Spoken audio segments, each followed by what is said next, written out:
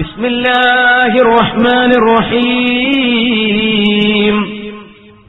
وَلَقَدْ أَرْسَلْنَا إِلَى أُمَمٍ مِّن قَبْلِكَ فَأَخَذْنَاهُمْ بِالْبَأْسَاءِ وَالضَّرَّاءِ لَعَلَّهُمْ يَتَضَرَّعُونَ. കഷ്ടപ്പാടും പ്രയാസങ്ങളും നാം നൽകുന്നത് നിങ്ങളെ വേദനിപ്പിക്കാനല്ല, നിങ്ങളെ വിഷമിപ്പിക്കാനുമല്ല. പിന്നെ എന്തിനാണ്?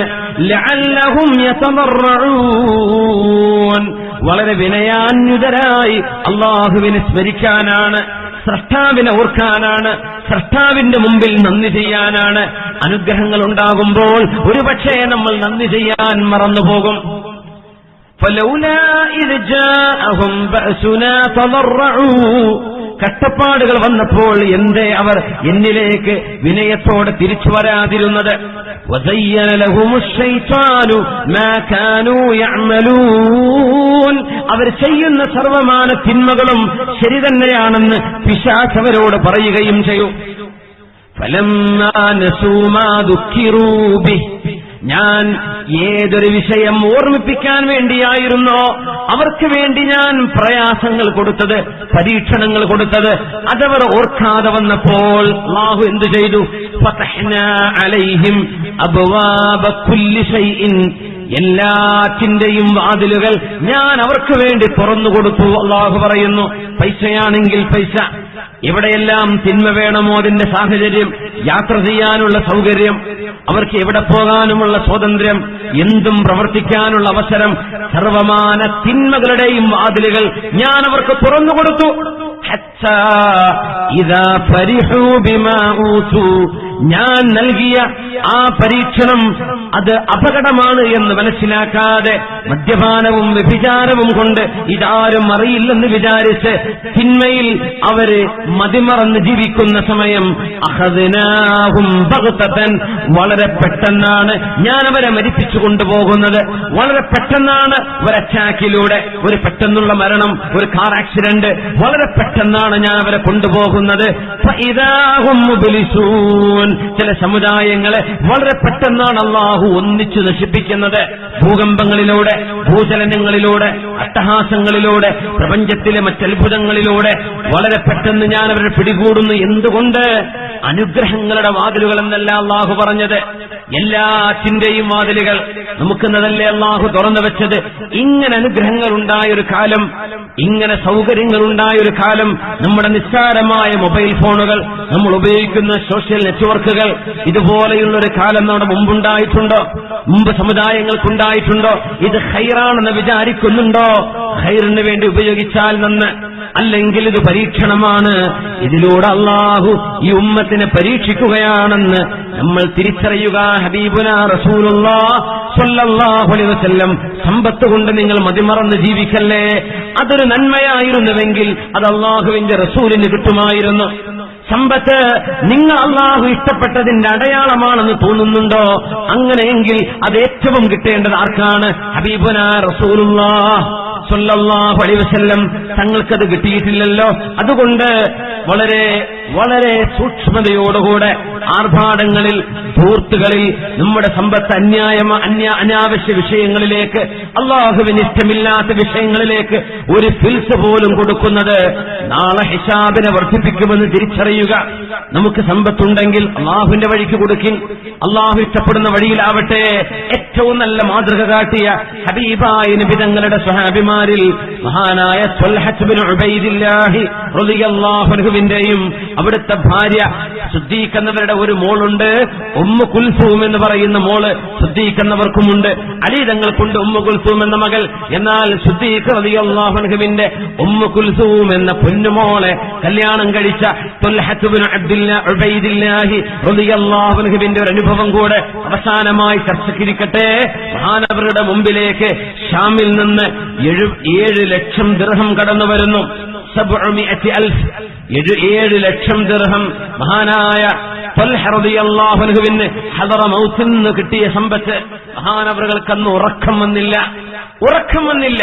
എന്തുകൊണ്ടെന്നറിയോ? സന്തോഷം കൊണ്ടല്ല. ഈ സമ്പത്ത് റബ്ബേ ഈ രാത്രിയാണ് വന്നത്, നേരം വെളുക്കുന്നതിന്റെ മുമ്പ് പാവപ്പെട്ടവർക്ക് കൊടുത്തു തീർക്കാൻ കഴിയില്ലല്ലോ. ഉറക്കം വരാതെ കിടക്കപ്പായിൽ തിരിഞ്ഞും മറിഞ്ഞും കിടന്ന് ഉറക്കം വരാതെ വിഷമിച്ചപ്പോ അവരുടെ പ്രിയപ്പെട്ട ഭാര്യ ഉമ്മു കുൽസൂം ബിൻതു സിദ്ദീഖ് റളിയല്ലാഹു അൻഹ, ഹബീബായ നബിയുടെ കൂട്ടുകാരൻ സിദ്ദീഖ് എന്നവരുടെ മകൾ ഉമ്മു കുൽസൂം എന്നവർ ചോദിച്ചു തുൽഹ എന്നവരോട്, യാ മാലക യാ അബാ മുഹമ്മദ്, മാലക യാ അബാ മുഹമ്മദ്, എന്റെ മോൻ മുഹമ്മദിന്റെ ഉപ്പ, എന്റെ ഭർത്താവേ, എനിക്ക് ജനിച്ച മോൻ മുഹമ്മദിന്റെ ഉപ്പ എന്നാണ് ആ വാക്കർത്ഥം. തുൽഹ തങ്ങളെ വിളിക്കുകയാണ്, തുൽഹ തന്നവരെ എന്താ ഉറങ്ങാത്തത്, എന്താ ഉറക്കം വരാത്തത്?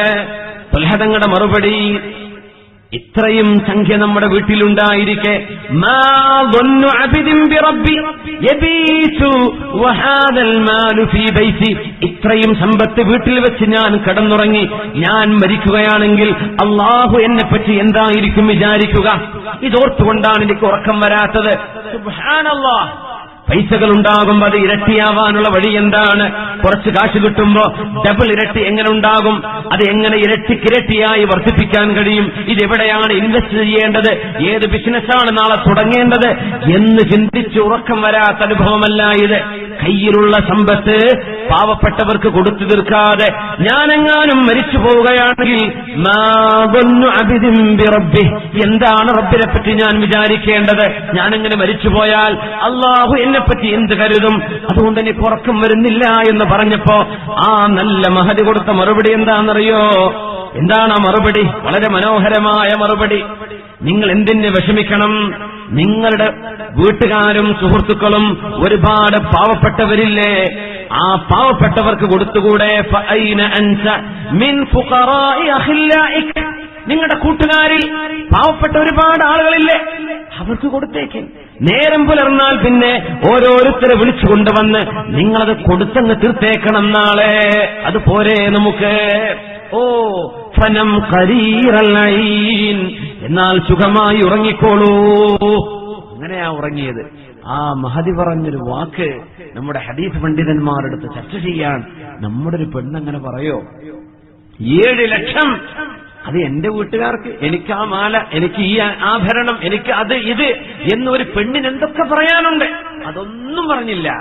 നിങ്ങളുടെ കുടുംബത്തിലും നിങ്ങളുടെ അയൽപക്കത്തിലും കൂട്ടുകാരിലുമുള്ള പാവപ്പെട്ടവരില്ലേ? അവർക്കും കൊടുത്തുകൂടെ? നേരം പുലരാൻ കാത്തിരിക്കുകയാണ്.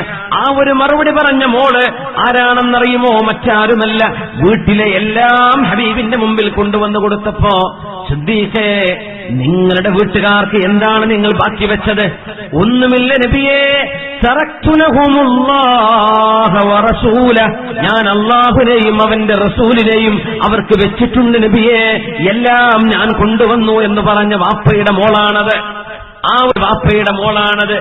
7 ലക്ഷത്തിൽ 6,99,000 ദീനാർ, 6,99,000 ദീനാർ ചെലവഴിച്ചു കഴിഞ്ഞിരിക്കുകയാണ്, ചെലവാക്കി കഴിഞ്ഞിരിക്കുന്നു. ദിർഹമാണ് കേട്ടോ, ദിർഹം ദീനാറല്ല. 6,99,000 ദിർഹം മഹാനായ തുൽഹ റളിയല്ലാഹു അൻഹു ചെലവഴിച്ചു. ആർക്ക്?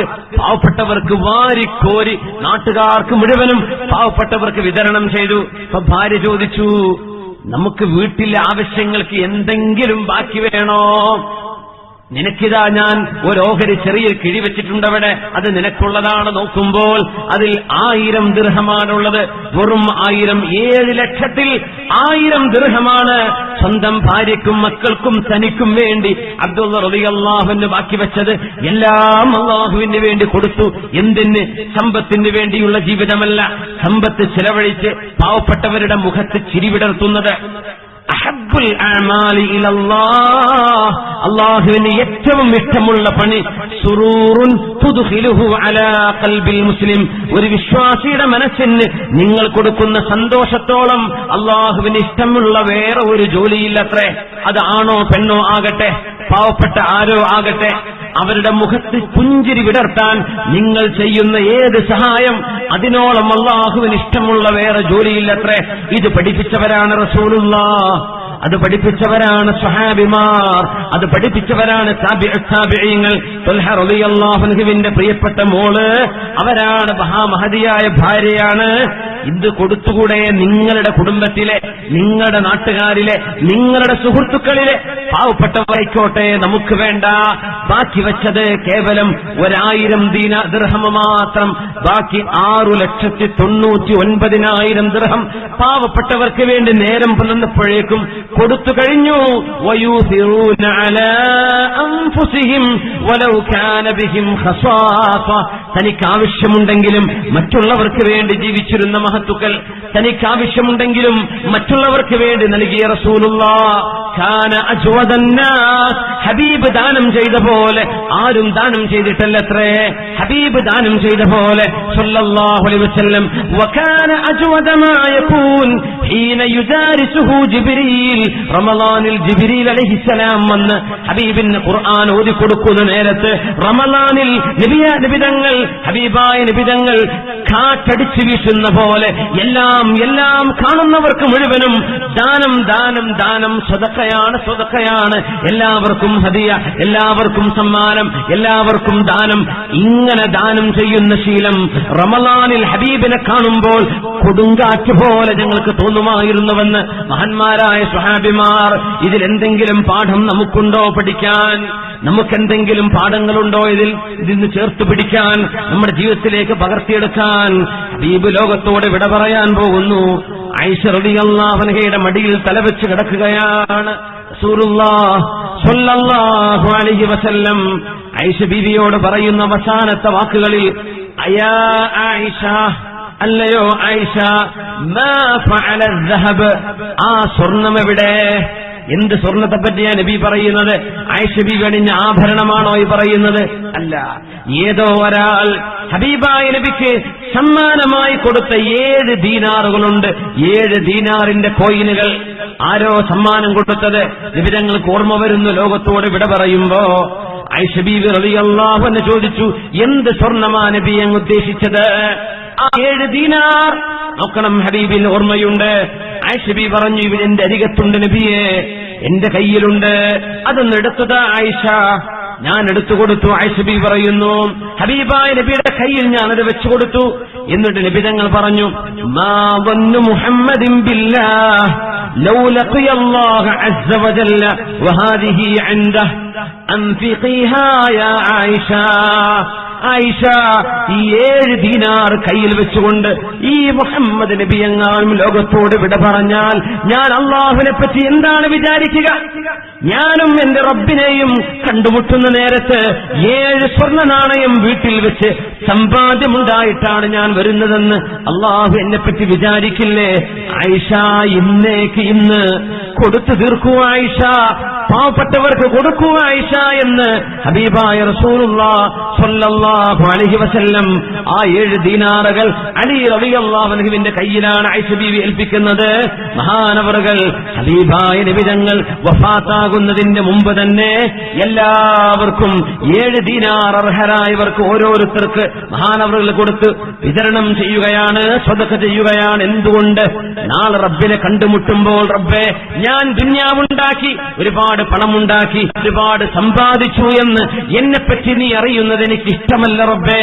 എല്ലാം നിനക്ക് ഞാൻ തന്നു എന്ന് പറയാൻ ഞാനിത് നിനക്ക് നൽകിയിരിക്കുന്നു അല്ലാഹ്. എന്നിട്ടാണ് ഹബീബായ നബി തങ്ങൾ മടിയിൽ തലവെച്ചുകൊണ്ട്, ആയിഷ ബീവിയുടെ മടിയിൽ തലവെച്ചുകൊണ്ട് പറഞ്ഞത്, അല്ലാഹുമ്മ റഫീഖൽ അഅ്ലാ, അല്ലാഹുമ്മ റഫീഖൽ അഅ്ലാ, അല്ലാഹുമ്മ റഫീഖൽ അഅ്ലാ.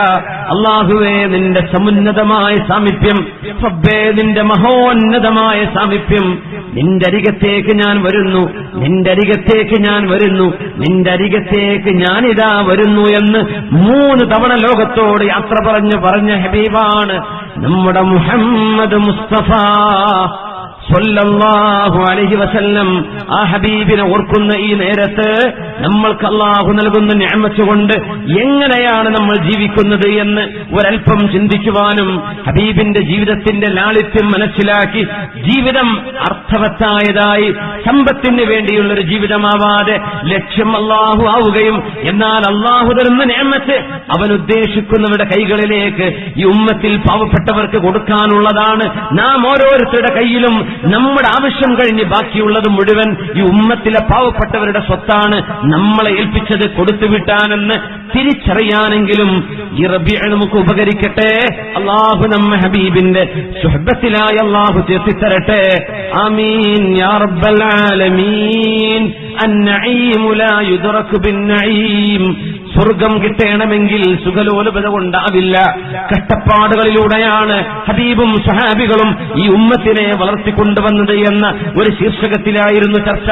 അല്ലാഹു തആല നമ്മൾ പറഞ്ഞതും കേട്ടതും അല്ലാഹു സ്വീകരിച്ച് അനുഗ്രഹിക്കട്ടെ.